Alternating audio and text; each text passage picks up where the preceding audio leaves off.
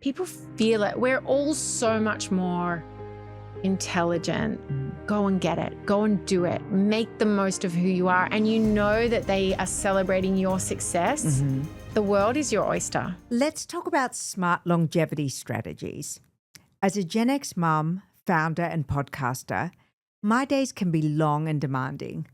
That's why I love learning about longevity and cellular wellness breakthroughs that work hard and smart. Time Capsule by Melrose Future Lab is the first TGA-listed all-in-one longevity supplement.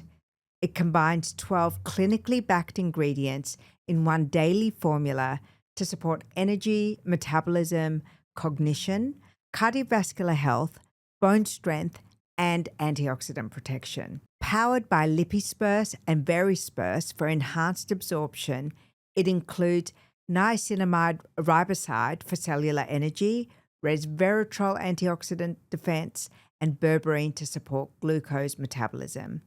Plus essentials like activated B vitamins, magnesium, vitamin D3 with K2. Because real longevity is not just about one thing. It's sleep, nutrition, mindset, and yes, supplements. It's about everything working together. Time Capsule makes it simple. Carlii, I am so delighted to have you on the show. Thank you so much for joining me. Oh, thank you for having me. You have written your first of many books. I feel like this is the first of many, Courage to Be, which is as much of a manual as it is a manifesto. And having known you for nearly 2 decades, do you know that? We've known each other for about 20 years. We're too young to have known each other. We are too young 20 for that. years. Yes, we're too ageless. We're too ageless, exactly. But I feel, I haven't read it all, but I have read a lot of it. And I feel there is so much of you in this book. And yet I was reading and thinking, oh my God, Carlii's so grown up. Carlii's so sophisticated.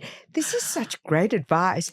Carlii's got great advice. Oh. And so for me, it really was, I could sense that it was a manifesto, but I could also see that I could pick it up, even knowing you, and pick it up and think, this is a wise sister sharing her insight. And there are things in here that I could absolutely use tomorrow. And I know this sounds like weird to say, but I'm so proud of you, but I'm so delighted. What a great book. Thank you so much. That's such a huge compliment. And it's even more of a compliment because you have known me for so long. So to know or to have that reaffirmed that it is my voice and it is very much feels your like voice. Me, that's a huge compliment. And somebody said it to me in a meeting. They were like, oh, so this book is like the culmination of everything you've done and everything you are. And I was like, yeah, in many ways it is. And, you know, I know a lot of the clients that you've represented, and it's funny because your introductions went on to be pivotal relationships that I had in business. So Dr. John Demartini, he co-authored a couple of pieces in my book. Oh, wow. I've done his method. I've interviewed him many times. Obviously, Miranda Kerr, that went on to be a long-standing and continues to be a long-standing relationship, professional and personal. She was my first guest. I launched my podcast with Miranda. No. Yes. And that was a relationship you set up.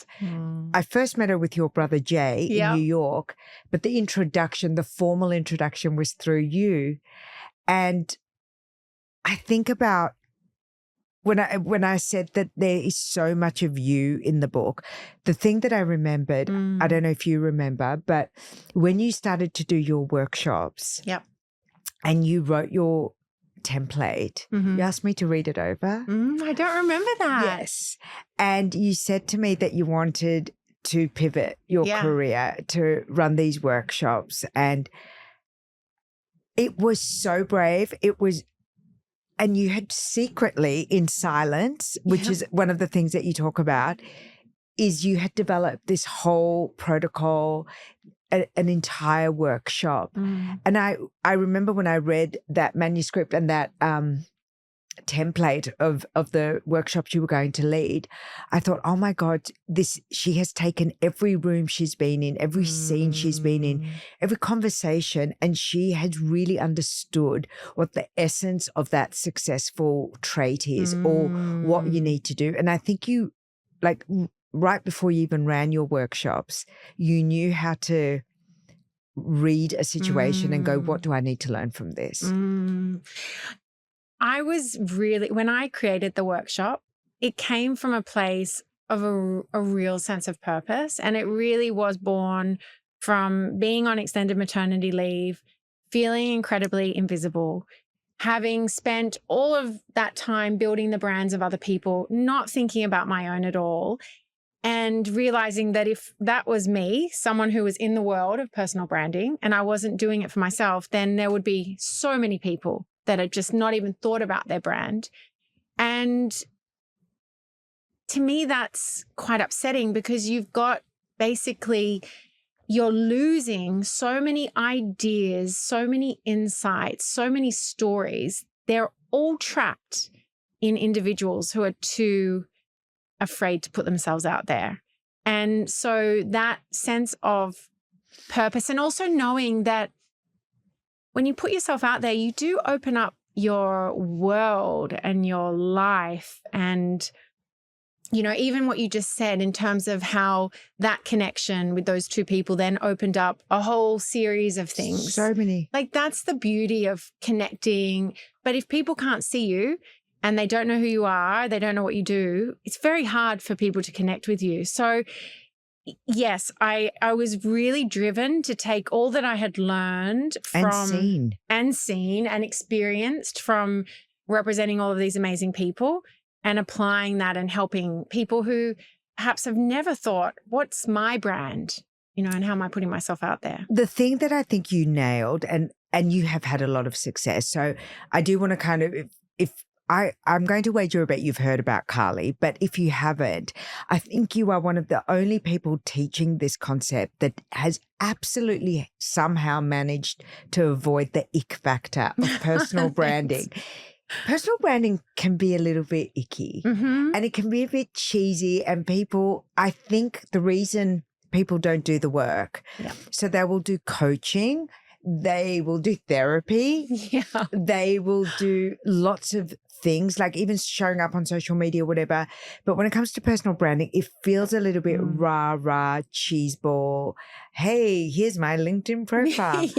And I don't know how you did it, but you did manage to use the word purpose without it sounding like a caption. Yes. You managed to do photo shoots without them looking like glamour shots. You managed to create like a framework of seeing yourself, first of all, yourself from a 360 perspective, and doing like a self-audit, I would say, is the thing that you got right. And it never felt yuck. And I'm wondering, can you tell me, were you taught that system, or did you develop that system? I think it's because I really believe that it doesn't have to be irksome. It doesn't have to be yuck. And actually, when you look out into the world and you see individuals who have iconic, I'm talking about now iconic personal brands. Yes. The reality actually is that it's not just about look at them, admire them. More often is the case that they are driven by a real sense of purpose and calling. Like, they're not just showing up to get their next job. They're showing up because they want to represent something bigger in the world. And so... And even the land of celebrity, right? Yes. If your personal brand is just to get the next job, it's not going to last long. It's empty, it's superficial, and people feel it. We're all so much more intelligent than we give ourselves credit for. We can read and see something that's phony. And sure, there are some people that maybe aren't awake to it and aren't as attuned to it, but it really is the truth. It doesn't have to be phony. It doesn't have to be irksome. And I'm telling you the truth. When I first started doing the workshop, when I first started putting out these ideas. And you had a booklet. Yeah. It was so cute. It was amazing. It is so useful. Oh, thank you. And now there's a book. And now there's a book. But I fought up against the word personal brand. I was like, should I call it reputation? Should I call it identity? And it's taken me. I feel like you were really in the ID space for a while. I definitely was. But people know you as personal branding. They do. And I was fighting that. And now I've come full circle and I'm like, I'm really owning that now, because when you start to see it as a way of showing up in the world so that you can represent something bigger than yourself, and also you can just open yourself up so people know who you are, so that you can attract opportunities, but also you can add value to other people. It all comes when you sit in that space, when you do it from that energy, it changes the game entirely. Can we talk about personal branding in the context of life and reinvention? One of the things that I found really interesting about your book is that it has so many applications to real life, outside of a corporate analogy, outside of a personal brand, if you were going to monetize that brand. Yep. And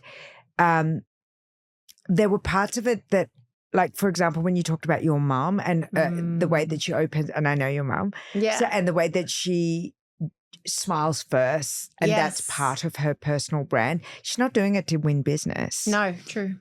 And if you talk about reputational management, like, and we can talk about this more, but I found myself having to reframe my personal brand about 5 years ago. And it was not for professional gain.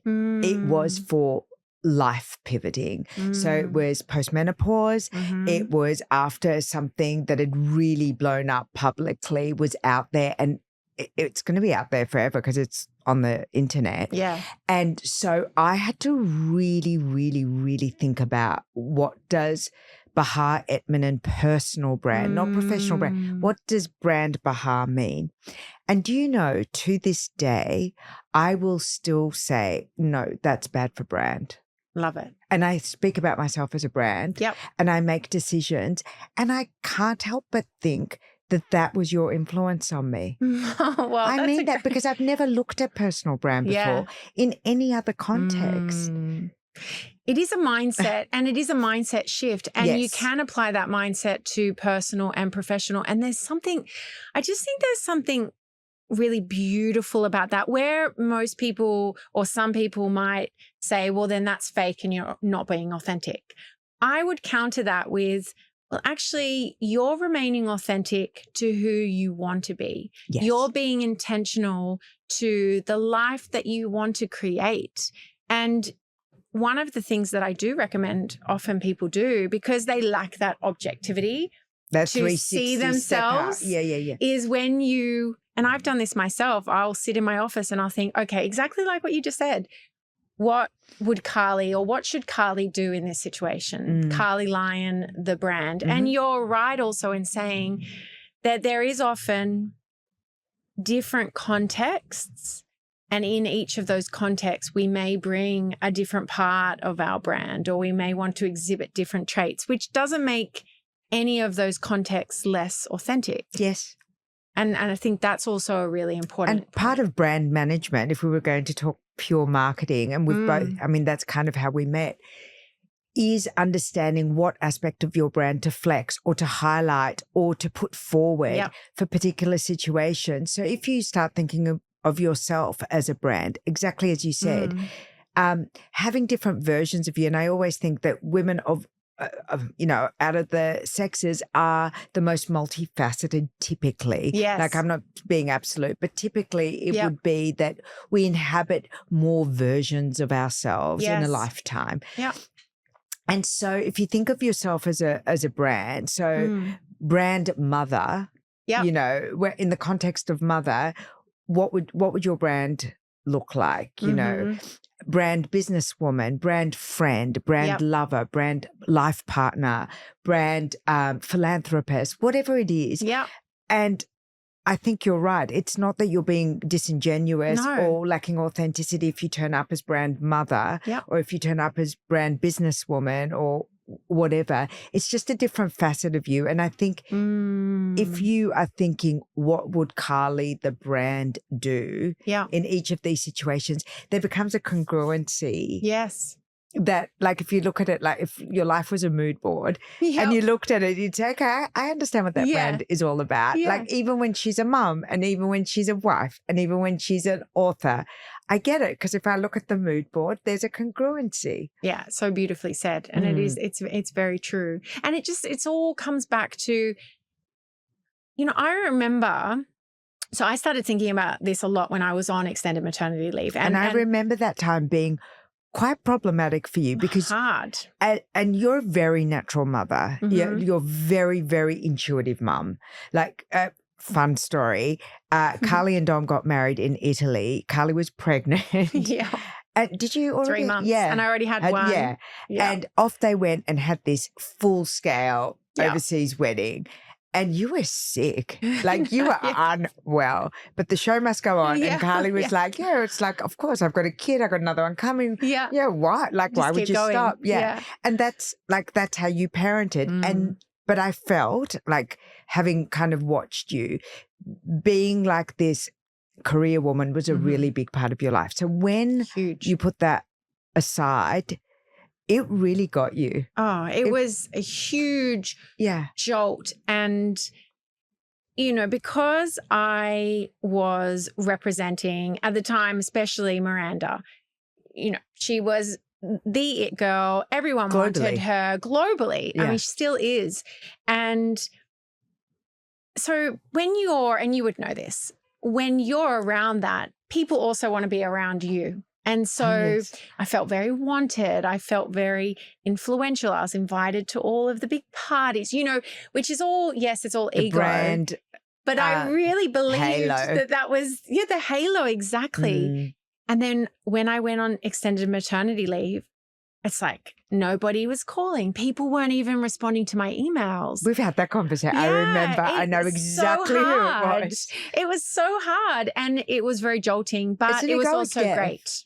Don't you think it's an egoic death? It's an invitation to It's a cosmic filter. Oh. It is a cosmic filter because it made me just tap back into what's important, what's real, who do I really care about, and just come back to myself.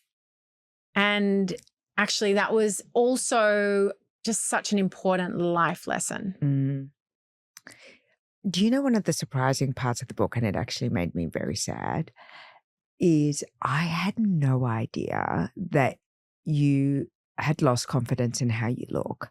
And it actually makes me teary thinking about it now because, first of all, I've known you since you were very young and you've always been beautiful and beauty has always been one of your things, right? And when I read in that chapter where you would have these like 5 recurring thoughts about how unworthy you were, including physically. Yeah.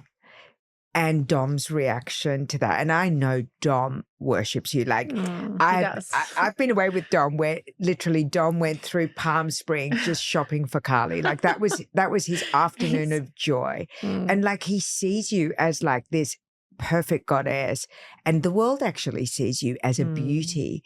I was so shocked that you too felt that. I had no idea. Really? No. I was blown away, devastated, and then I thought back to, and we can talk about this, the red lipstick thing, and I thought, oh my God, we all have this ugly girl inside. Oh my God. We really do. And I wanted to be really honest. My mentor, Leon, who when I was writing the book, and I kind of kept coming up against a wall, and he said, Carlii, write the book as if you're writing to one person. And so I decided I wanted to write the book to my former self, the version of me on extended maternity leave, feeling invisible, feeling unworthy, lacking confidence. And I wanted her and everyone who reads the book to know that I wanted to be really honest and open in that regard. And it's important to recognize it doesn't matter what you might see of a person and what you might think of their appearance. That doesn't always mean they see that in that way. And so those thoughts of self-love and inner beauty, it doesn't just come as a result of what your external appearance might be. It's really that internal sense of love and beauty and connection. And I know that sometimes it sounds a little cliche, but it really was like 2 weeks of going through a dark storm. And it does. I don't know if you've ever faced something like that in your life where you're feeling depressed. Yeah, like dark night of the soul. Yeah. That's it. Do you feel like you've been through yours? Yeah. Really? Oh my God. It was dark. And can I tell you, for the first time in my life, I got down on my knees and prayed. And do you know what I asked for? What? The only prayer that I had is bring me back to me. I just wanted to be me again. And I was on my knees and I clasped my hand, like full prayer on my knees, dark night of the soul, on my knees. And all I said is, please God, bring me back to me. I just want to go back to me. I just want to be me. And it was my personal brand. It was about, like, I had strayed so far away and I was so lost and it was so dark and it was so unrecognizable to me that all I wanted was to, and from that moment on, I can tell you, not a week goes by where I don't thank God, angels, universe, everything, and myself. And I thank myself as well. Yeah. That I got my wish. But I earned it. Did you feel like it happened straight away, or was it an evolution but I was from that shown point? what to do. And so for me, your book is like, for me, it's revolutionary because I think it lays out what to do if you want to go back to me or if you want to change who you are. And I think, like, at that time I was so desperate. It was so dark. It was so foreign to me. I'm not like a sad, depressed person, but I was sad and depressed. It was like pure breakdown for breakthrough. And I remember after that moment just seeking out a system, a way to rebuild myself and to re-enter my life in the way that I want to be seen, feel, all of that in all the different pillars. And so for me to know that you even had that experience at all, it was really, it was really surprising. And I get that from so many people, so many of the people who listen to this show, so many friends, so many women who come to my events. They do say that there is typically at midlife. Yeah. And yours too, and mine too. Yeah. There is not a crisis, but something happens. Oh, for sure. Something really happens. And what you do next really matters. Yeah. And it makes such a good point because when we think about brand typically, and we're sitting here, I love that this studio is above Chanel. Yes. Like Chanel is such a perfect brand. You're looking very Chanel right now.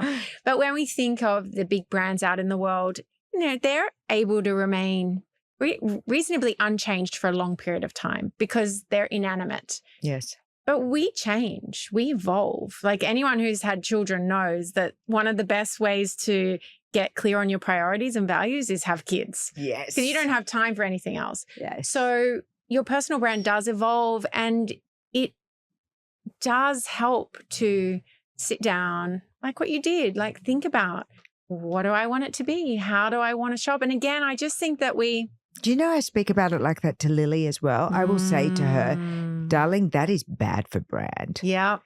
Like, I would not be doing that if I read that. Like, that's bad for brand. Have a think about what brand Lily stands for. And I swear to God, I use that analogy. It's such a great framework. Yeah. It helps you separate yourself, but really start to think of yourself. Yeah. And you're a bit less harsh on yourself too. Yeah. Like going back to those critical thoughts that you had, that you very generously and honestly listed. And gosh, who hasn't had those thoughts? But once you see them black and white, you see how cruel they are to yourself, right? They're horrible. They're horrible. Yeah. And yet we have, I certainly had them. I went, yes, Yes. And when you kind of think about self-development in the framework of a brand, it does depersonalize it enough that you can go, okay, I can work on it. Yes. But also it's about like have fun with it. Like really, cool. I That's really a good point. would give people permission to have fun with it. You also don't have to take it so seriously. And as I say right in the introduction, I really do believe, like in terms of a life philosophy, I really do believe, as they say, we are not a human having a spiritual experience. I have a special ageless listener offer. Ready to simplify your longevity stack? Our season 11 sponsor, Melrose Future Lab, is offering ageless listeners 40% off your first time capsule order. Just use the code AGELESS at checkout. T's and C's apply, offered valid on one-time purchases of time capsule, only available now at melrosefuturelab.com.au. We are a spiritual being having a human experience. And that is something that I think of often. So I think my soul is here as Carlii for this lifetime. Like have fun with it. Who knows what I'm coming back as? You know, maybe it won't be as fun. Maybe it will be completely different. But you just have, you make the most of what you've been given. And I also think that is such a beautiful way to approach life. Like make the most of what you've been given. Use your unique story, your unique voice, your unique experiences to help other people, to serve other people, to add value to other people, and not in a cliche way, but just like we're all here to light each other up. And I think the thing that I got from your book is that first you have to light yourself up, because that's when people can't connect to you. If you're out there preaching this or that and you're not embodied in that space yourself. And so for me, I guess when you first started doing the workshops, that must have been gargantuan, like the imposter syndrome in that moment, filling those rooms, having those sessions when you yourself were growing and becoming at the same time. Can you share some advice of anyone who is at that point of pivot or considering a reimagining of themselves? How do you navigate those early steps? What did you do? Well, the first thing, and it might be frustrating to hear, is I really did start before I was ready. So I sold the workshop before I had the workshop ready. I remember driving over the Harbour Bridge to go to the venue for my first workshop, which was 11 women in the room, thinking, I've never done anything like this. I don't know what this is going to be like. So I really did. It wasn't necessarily the deep end because it was quite a small, intimate group, but it was certainly starting before I was ready. And do you think that I believe very strongly in a spiritual thing of divine design. And I genuinely believe that there is a divine design for every human being. And sometimes we get in our own way and sometimes we over-engineer it, right? So do you feel that there was grace, spirituality, flow, something that was guiding you outside of you being so prepped and planned and stuff? And do you think somehow like a little bit of surrender is key to navigating that imposter syndrome, that I can't do it, but I have to? Do you think? 100%. And my own journey proves that, because how it actually all started to come about was in a moment of frustration where I was just going around in circles. I was contemplating doing all different things. I was thinking launching a skincare brand, of an athletics wear brand. I mean, all of these crazy things. And I just may yet come. They may still come. They might. If it is the divine design of your life. But I was so frustrated with myself, and I got up, started Googling, didn't know what I was looking for, came across a quote, or not a quote, a video from Gary Vaynerchuk. And in this video, he basically said, just stop whinging and just get the fuck on with it. And I was like, is he talking to me? So for me in that moment, I opened up Facebook. I went to a business women's networking group. I introduced myself. I had never done anything like that. This was somebody who's been in PR, done all of that. Never had I ever done anything like this. Introduced myself into this network, just said, this is who I am. This is the experience I've had. I want to help women in business. No plan, no ulterior motive. And I was inundated with women saying, oh, I want help with my personal brand. So the idea didn't even come from me. That's what I'm saying. It was channeled. Surrender. It is. It's that surrendering, flow, opening up. Yeah. And even now, the corporate speaking that I do, I never thought that I'd end up doing corporate speak. I'm working with some of the biggest brands in the world. I've never been in corporate. So I never even thought that was on the table for me. Do you know how many people mention you in like, oh, I'm going to a presentation by Carlii Lyon. And I just think, oh my God. But like people from all walks, like big companies, like big deal. Like you are a big deal. Thank you. So are you. Thank you. Deal. It's really nice. But again, to your point, that came through surrender because I was doing these smaller format workshops that I was promoting myself. And a girlfriend of mine whose family company is quite large, she said, can you come in and speak to all of the women for International Women's Day? And I was like, oh, okay. I never even thought of putting it into that context. Or format. Perfect word. And that then opened up my mind, opened up my thinking. And now, you know, a big part of what I do, in fact, 90% of what I do now is working with leaders and executives from big brands. And that was never by my design. So maybe that is divine design. Yeah. But I love it.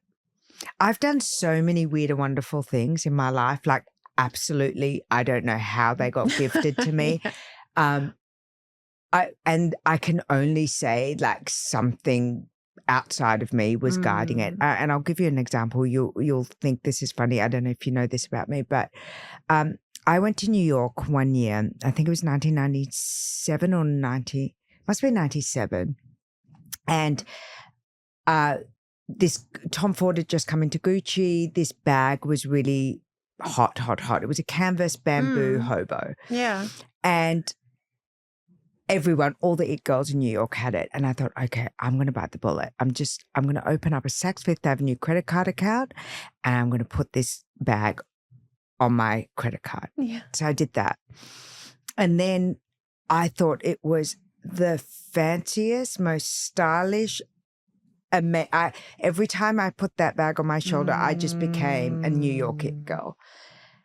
And then when I came back to Australia, Gucci released a watch called the G watch. And I could not justify spending $2,500 on a watch. I was like 23 or 24. Yeah. So I went and bought a Guess watch that in my mind's eye felt like the G watch. And I wore it. And it gave me the feeling of the G watch. And this is not a word of a lie. 2 weeks later, I was headhunted to become the general manager of Gucci timepieces. Oh my God. And I was given a $16,000 Gucci wardrobe allowance to go and get my clothes. Oh my God. I was given a G watch. And my first day on the job was in Hong Kong, sitting between Domenico De Sole and Tom Ford at lunch at a Chinese restaurant. Oh my God. Were you wearing the bag as well? I had it all. And I had all the wrong outfit. I dressed for summer. It was winter. They were so kind to me, so polite, like giggling, probably like, oh my God. 2 weeks. That is like correct manifesto. Out of what universe did that come my way? You're a master manifester. I am, but it was the feeling, right? So but to your point, I embodied it and then it became, right? And that has happened to, like, because of that very, very real experience. And then I realized in the past, before that time in my life, I had done other things where I had assumed the feeling or I had gone towards something and then it had come. Yeah. Another example I can give is I moved to Australia when I was 7.5. I learned to speak English in Perth, and then I entered myself into public speaking competitions. Oh my God. At 7? No. Oh. So I came at 7.5. And then by the time I was 11, I did public speaking competitions. And I was terrible when I was 11 because I'd only been speaking English for 3.5 years. Oh my God. But when I was 12, I won like all the Australian championships. That's amazing. And I ended up getting letters from the Queen. But I actually remember when I used to make sounds, like I learned English phonetically. And so beautiful. So I just put myself in the realm of being in there. the slipstream, the enchanted slipstream. The enchanted slipstream. And so going back to what you've learned from putting yourself in the enchanted slipstream. Yeah. What are some things that, I mean, I've just said, go buy the Gucci bag, we've given everyone permission. Yes, go do it because the feeling is important. It leads to the reality. It's true. What other things do you think you've done that have helped you step into universes that you previously didn't think you could belong in or lead or inhabit? A big part is that network piece. And as I said to you before, going from having this really busy international existence and feeling like I was very connected. And again, it was, there'll always be an element of people that are in your life because of what you can do for them. So I get that. I don't take that personally, but I was very complacent with relationship building. I had my close network, of course, and I love my friends and all of those things, but in terms of really using my position to network and to build relationships and to create personal influence, I didn't really do any of that. Whereas because I had that circuit breaker called maternity leave and I could look at everything with clear eyes, I realized that the importance of expanding your network, creating relationships, but investing in those relationships, because then what happens is the bank of friendship, the bank of relationship. It all starts to, and people will say, like my friend, oh, I think you should come and speak here. Or I should. So opportunities, insights, your world starts to expand, your mindset starts to expand. And I'm sure you can relate to this in the sense of, when you're in a particular, so PR felt like a really tight knit. You felt like you kind of knew everyone. You were going to the same, I'm sure beauty, you go to the same events. It's always the same people, and which is wonderful because that can create that real closeness. Yeah. But then there's also something really powerful about stepping out and going into different spaces. Which is what I did with Ageless. And I was not welcome in those spaces. No, I was not. And it was a shock to me at first. I was like, but don't you know who I am? And like, I'm always welcome. Like, on behalf. Yes. Yeah. And it was really interesting because in the aesthetics world, the top dogs are the doctors and then the aesthetic clinicians and nurses and then the device. And that it's a very different industry. And I just was not welcome in those rooms.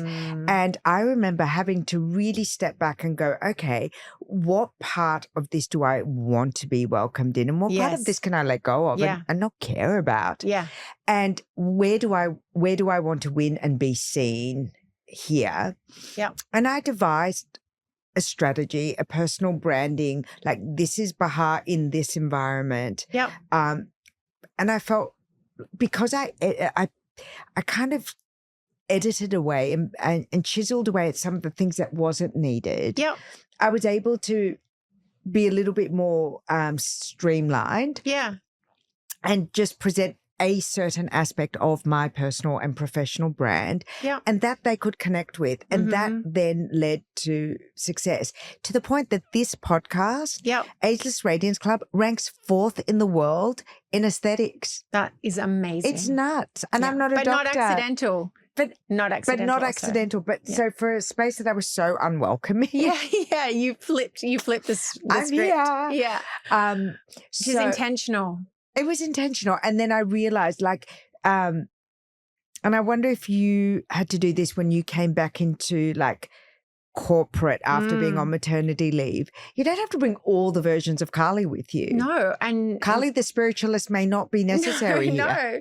And that's exactly right. There are definitely some parts. I do sometimes joke that, when you go into corporate, and I'm sure you know this, you quickly realize there's a lot of corporate jargon and business speak. There's like a technical language in the world of corporate, and which I really get upset by, because I think you can't connect with people when you're talking in corporate speak. But I always would joke that, in PR, our corporate jargon was, oh, hi, lovely, darling. Everyone's darling. Yeah, everyone's darling. Everyone's lovely. So yes, there are parts of me that call it edit, call it being intentional, being very Well, I look at you specific. and how you dress, your hairstyle, your personal presentation. I feel like it's an edit for the corporate universe you now inhabit. Yep. Because the Carlii I know, and like we've been in so many intimate spaces together. Yep. We talked about this before the show. I said, do you realize that the last time I breastfed Lily, we were both sitting on the floor of Lily's nursery. Yep. You had Alejandro. Yep. I had Lily, and it was literally the last day I ever breastfed. And I said, oh my God, Carlii, I'm so sorry. I've got to feed my kid. Like, and we sat on the floor and I quickly pulled out a boob. Yeah, as you do. And we did. And we sat there. And I feel like the Carlii that I'm looking at has a streamlined corporate brand as well that turns up for when she's like speaking to Google. Yeah. Yeah. Look, I think there's also an element of maturing and realizing that perhaps, and I see this with my clients today, that perhaps the way that I was dressing myself in my 30s, well, that probably won't work as well in my 40s, because some of the things, and I've worked with stylists, and the stylist that I work with, I love her so much, and she will just come straight out. She'll be like, no, it makes you look 1,000,000 years old, and it's true. It goes for the same, what works in your 40s may not work in your 50s, and not to stereotype. And that's a huge roadblock for a lot of people, right? So if they've been on whatever their maternity leave is to them, the comeback comes with all of that anxiety around the jargon. So if, for example, you've been out of the scene, you are re-entering a world of AI, digital speak, acronyms, digital etiquette that you may not know. You might be just walking on landmines every single day and feeling so old, so disconnected, or your wardrobe doesn't work anymore. You feel like you've got the wrong heel with the wrong point, with the wrong bag, with the wrong haircut. All of those things are quite obstructive to like wanting to get back out there. So where do we go to find that information? Where did you go? I went to a stylist. And this is the thing. We'll go and get our hair cut at a hairdresser. We will go to a therapist or a specialist.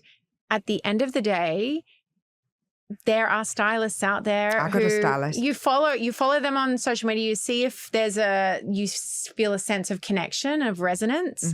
But you do want that stylist to be willing to challenge you. I do find, with respect, and I'm saying this generally, is that a lot of people are suddenly popping up and calling themselves stylists, and they have like a PDF that they send you that is derivative. So I, as part of my own personal brand rehabilitation, I got a stylist. So you researched who they were, yes, their background. I work with Mikey Ayubi. He's the only stylist that I've ever worked with. He totally understands me. He knows me really well. Amazing. He was able to really help reframe how I visually turned up in the world at that time, where I wanted to come back. Rebrand. Yes, and be more of myself. Remember I said to you, my prayer was just bring me back to me. And he understood what that meant. Beautiful. And funnily enough, we're doing a brand shoot for a brand that I'm developing, and he'll do that. He'll do it. He'll style it. It's beautiful. So the reason I make that distinction is that for me, it was really important that it was at that level. Yes.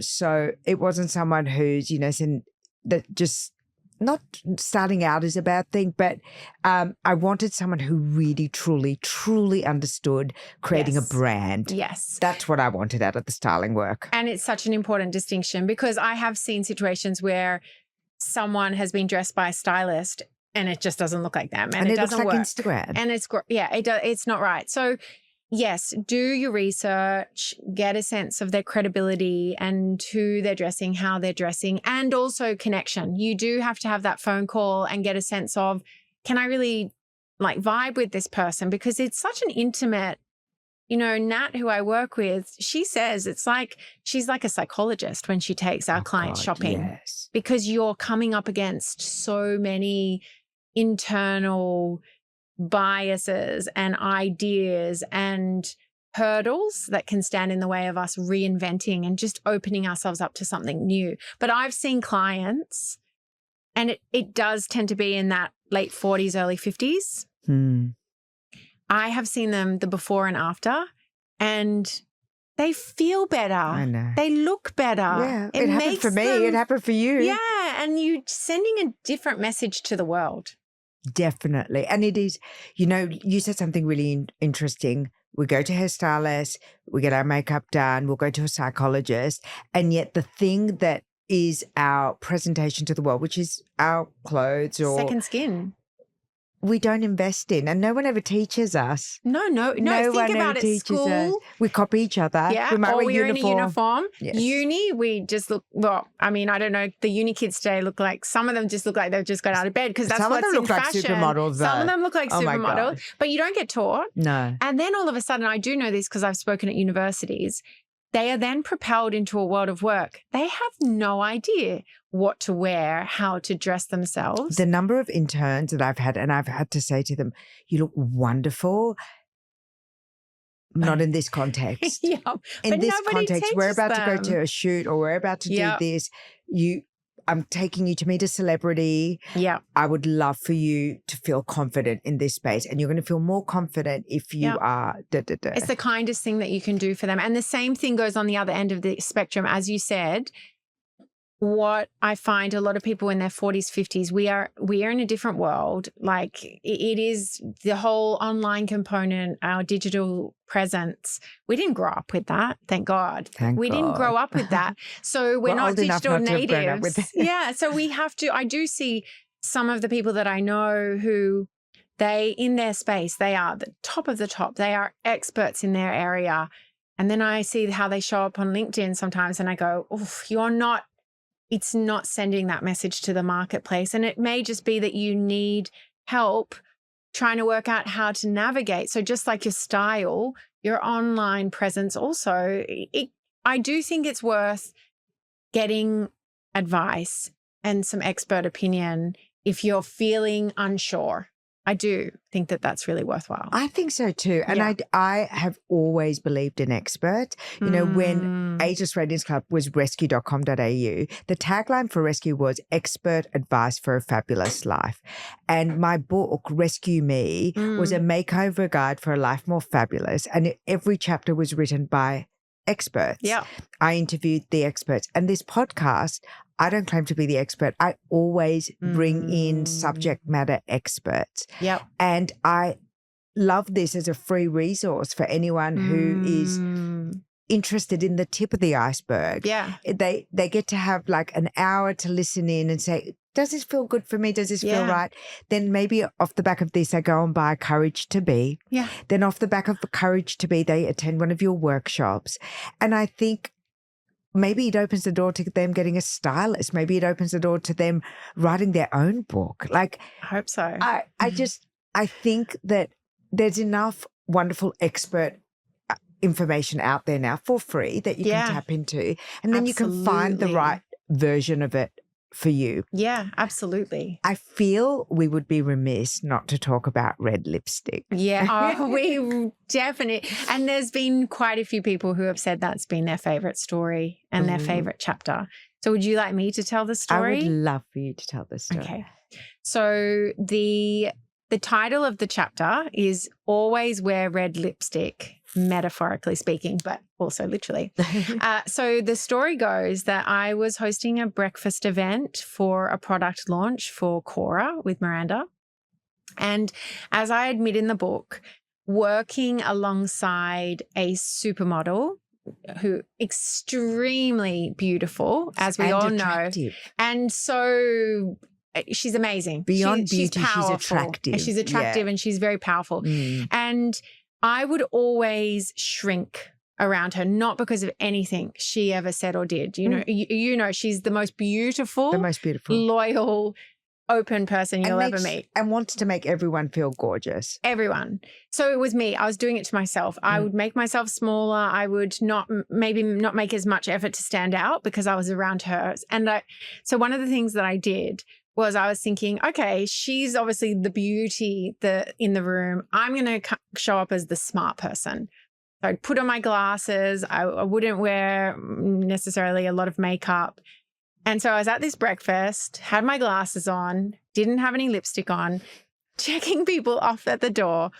And all of a sudden I get a grab on the back of my arm. I get swung around. There's Bahar. And she just looked at me and she said, for God's sake, I can see what you're doing. Go upstairs and put on some red lipstick. And I did. And as I say in the book, that was a big moment for me. Like, it seems so surface level, but you really saw me. Like, you saw what I was doing. And that was always a role that you played in my life. You saw what I was doing and you called me out on it. And then fast forward a few months, we did another launch and I was wearing a red lace dress with red lipstick, and I could see you at the back of the room, and I came through the crowd and we just hugged each other. And it was actually, crazy as it sounds, and this has been the joy of writing that book, is it made me think of all the stories that were pivotal. And that was a real pivotal story for me. Oh, so everyone should wear their red lipstick. And maybe it's not red lipstick. And to remind someone you love to wear their red lipstick. Yes. And it is a symbol. Red lipstick day. We should start that. Where you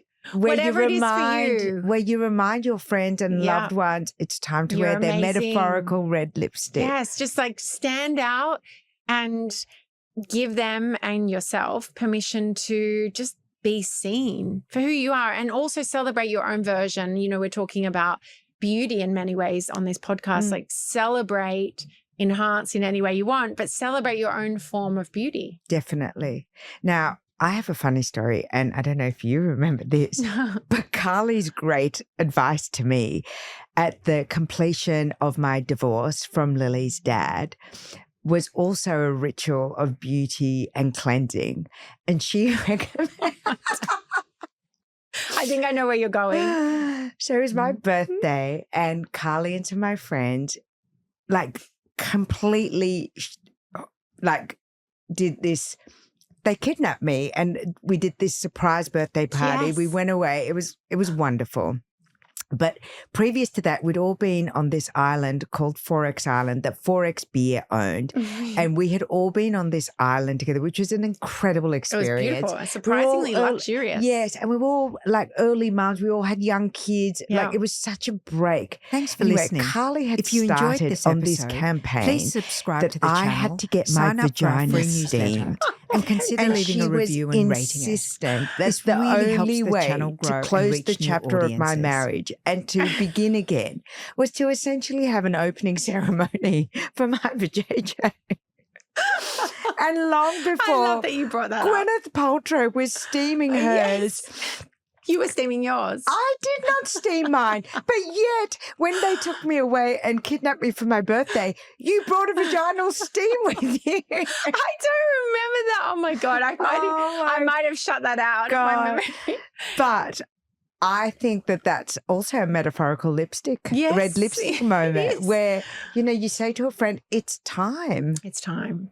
Refresh, replenish, just reinvent. Yeah. And that was inspired by the book Vagina, who That's right. I can't remember who wrote that book, but it's a fabulous book. It's worth reading, and it will be hard for anyone to forget the title. So just look that up. You are an amazing, voracious reader. I have always known you to have to. And in fact, when I think about 4X Island, my number one vision of you is in that hammock with 2 books going, literally 2 books going. Yeah. I do. You I love are it. a reader. I love it. I really do. I love it. In fact, I got a feedback form from a program I ran recently with a corporate, and one of the got to improve on areas was please stop giving us so many book recommendations because it's a bit confusing. And you used to do that on your Instagram a lot, right? You used to always share like your book recommendations. I loved it. And I think it is nice to get a book recommendation. It's actually a wonderful gift.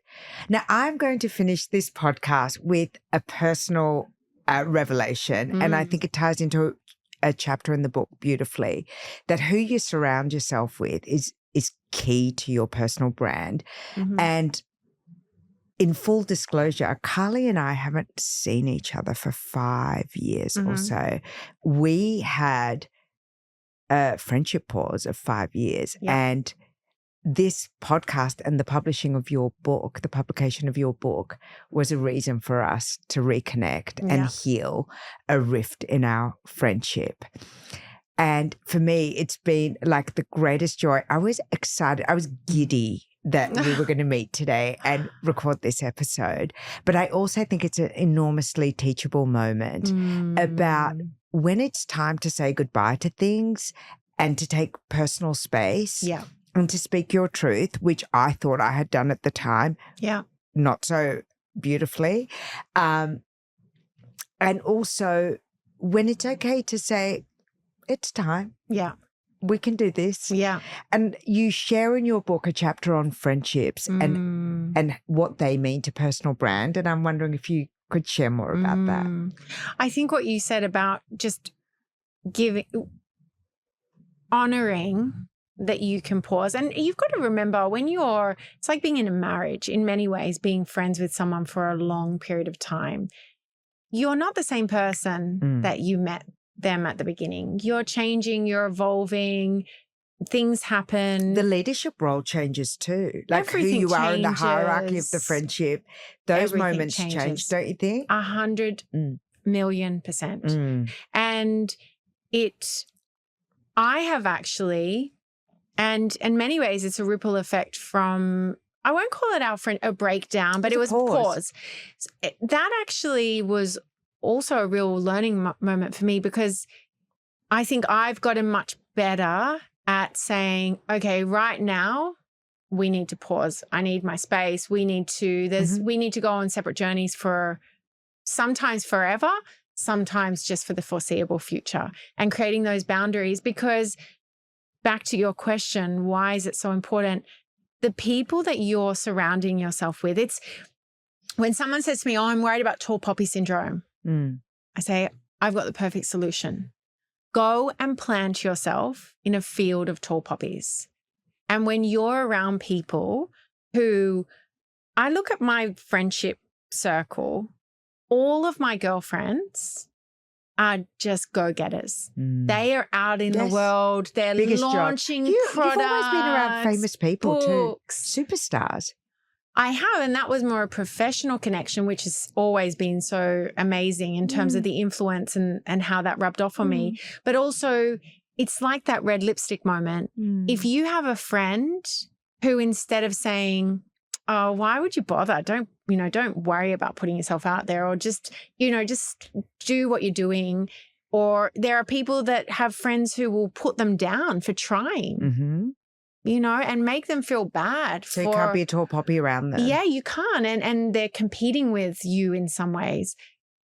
Whereas when you're with girlfriends or friends who are like, go and get it, go and do it, make the most of who you are, and you know that they are celebrating your success like it's their own, the world is your oyster.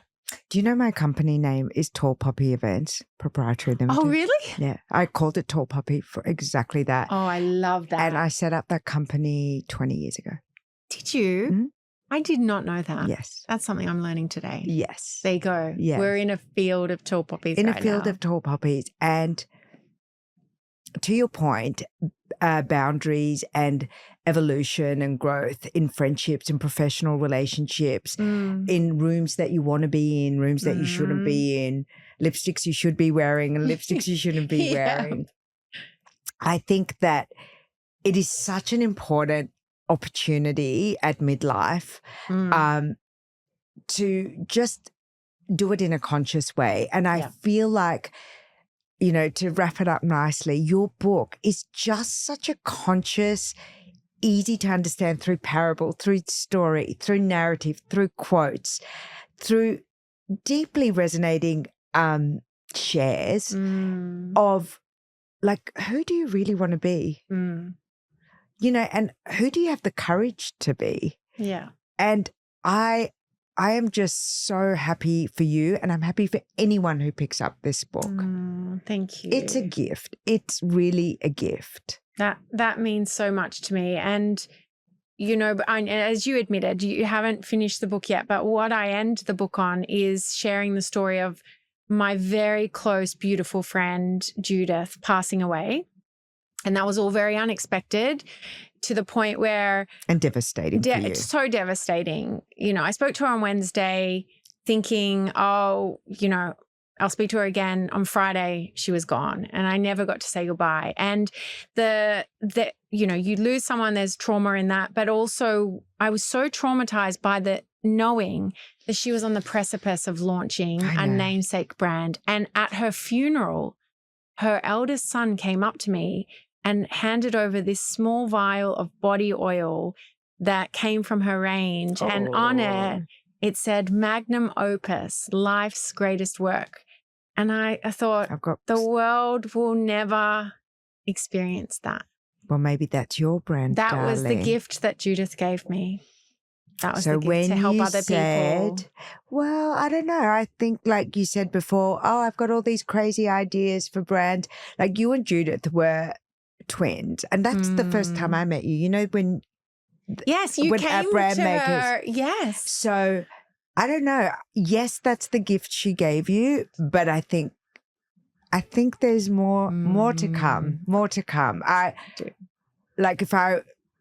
don't know. I think there's more to come than books and workshops. I think, there's Carlii could be bottled. No. Oh, okay. I haven't seen that in my divine design yet, but I'm open to anything.